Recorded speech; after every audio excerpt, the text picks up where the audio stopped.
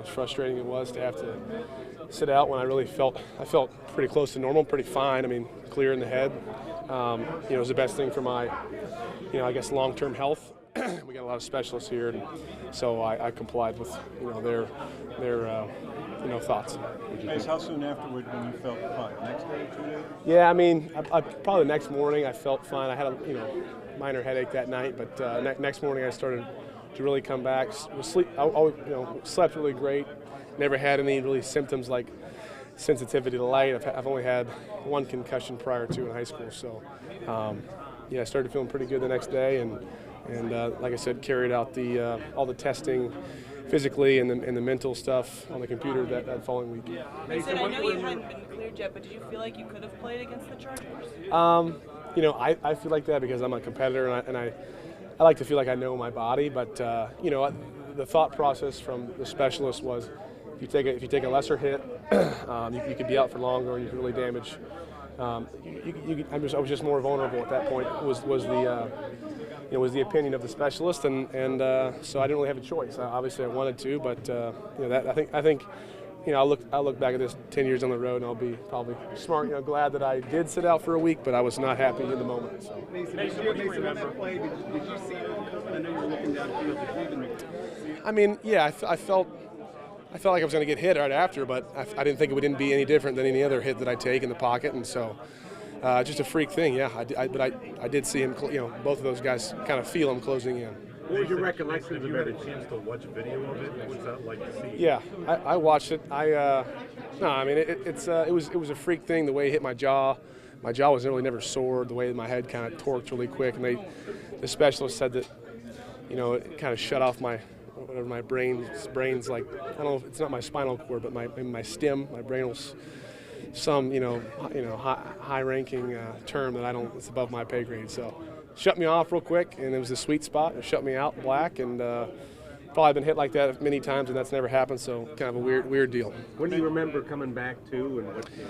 Yeah, I remember once I got up in the locker room, I started to kind of have, I had a little bit of short-term memory, but it all started to come back not long after when I started to refresh myself. Joe Maroon and Mickey Collins and John Norwig, they all did a tremendous job of helping me kind of through that process and get me to the hospital and whatnot. So it was smooth. You do remember the play? I do. I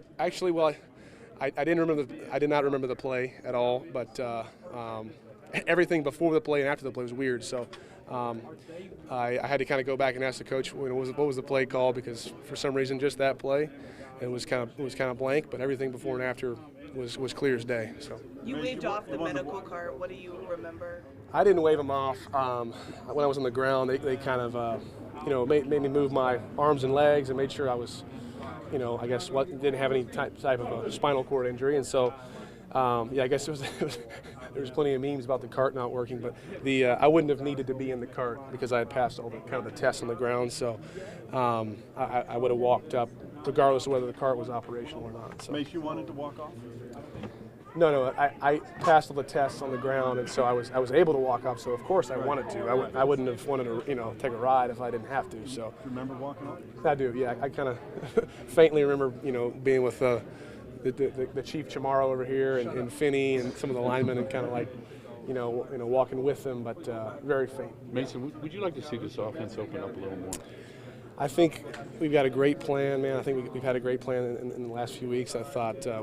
Whether you take what the defense gives you, and I'm always an aggressive guy.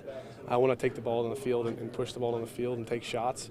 But I think you got to take what's available, and if that's a check down or if that's a go ball, that's what's available, and that's what you got to But I'm going to be aggressive, and I'm going to continue to try to. Yes, we need to open up the offense a little bit, and but we also don't need to force balls on the field. They don't need to be forced when there's someone sitting right there. James Conner, Jalen Samuels, or Benny Snell, who can advance the ball and move the chains. Mason, was there any point in the protocol where you were evaluating and you didn't progress to the next step? No, there was not. I took steps forward, early in the week. My scores kept getting higher on the impact protocol, the concussion testing on the internet, and then on the software rather, and then all the physical stuff. They didn't want me to do too much Monday, and then I started to do some cardio and some more heavy, lifting and running, and then I practiced obviously. So I never took a step back. No. Mason, did Earl Thomas reach out to you? Yeah, he did, and I don't know, maybe. I don't know, there was a miscommunication, but I responded to him, and Justice Hill, a running back from Oklahoma State, I made sure Justice knew that I did respond to him, and I appreciate him reaching out and doing the classy thing. So.